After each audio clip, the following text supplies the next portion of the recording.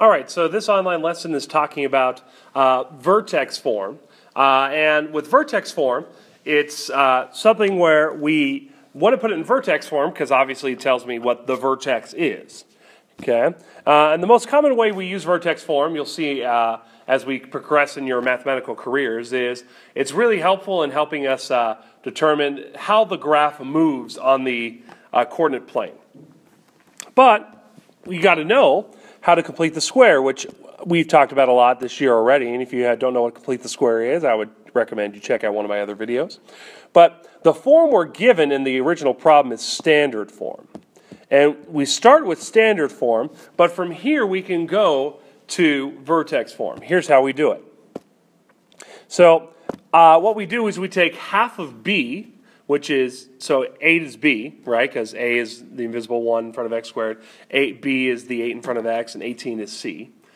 We take half of 8, which is 4, and 4 squared is 16. But 16 is not 18. So what we do is we create a blank space after the 8x.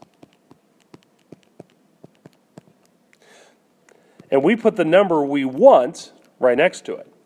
So like we said, what goes in my blank space is take half of b, so b divided by 2, and then square it. So half of 8 is 4. 4 squared is 16.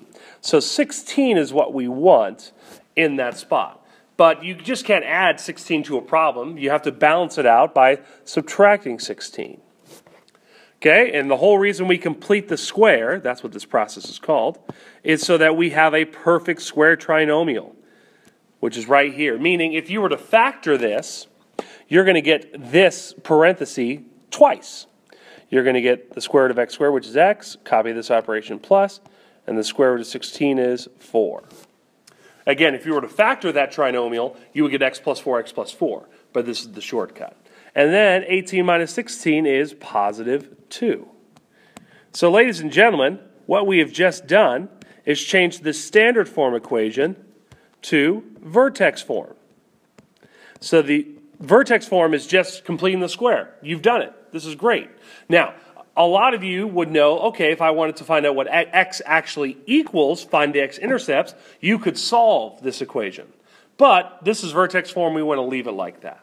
Now, here's where it gets a little tricky. So like I said, if it's called vertex form, it means it tells you where the vertex is. Here's the vertex. The vertex for this problem is at negative 4, positive 2. You're probably like, what? How'd you get that? Okay. Well, the x part, right here, the x part and the y part. So the x part is negative 4, the y part's 2.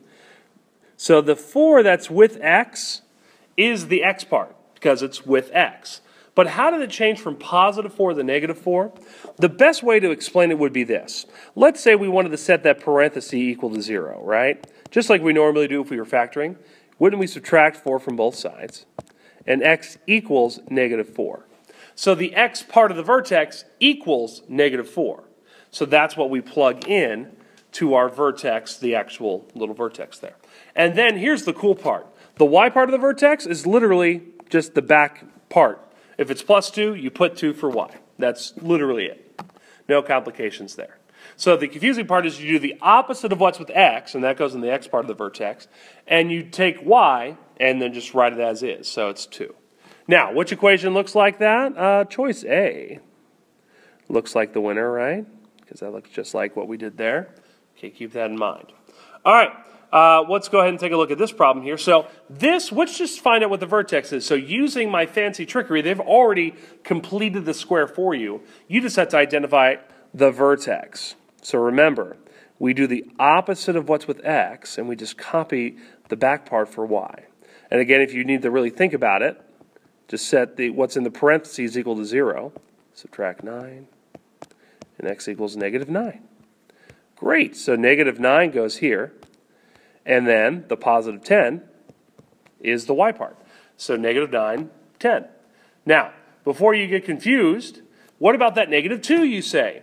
that makes no difference in what the vertex is. It's important for another part of the equation, but for the vertex, we can care less about that -2 in the front here. So we don't have to worry about that -2.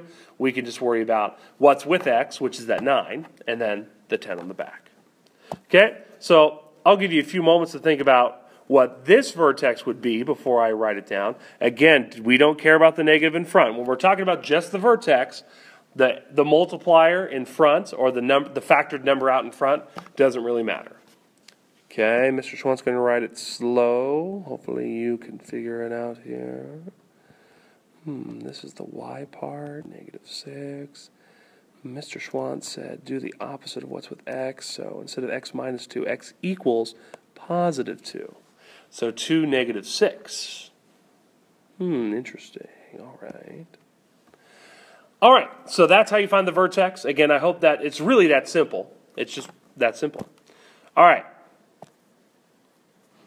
And so that's really all there is to it. So if you know how to complete the square, put it in vertex form, you're able to find the vertex that way, and that's how you find the vertex. So from there, we're going to talk in class tomorrow about how to graph given the vertex and the other information we need. So there we go.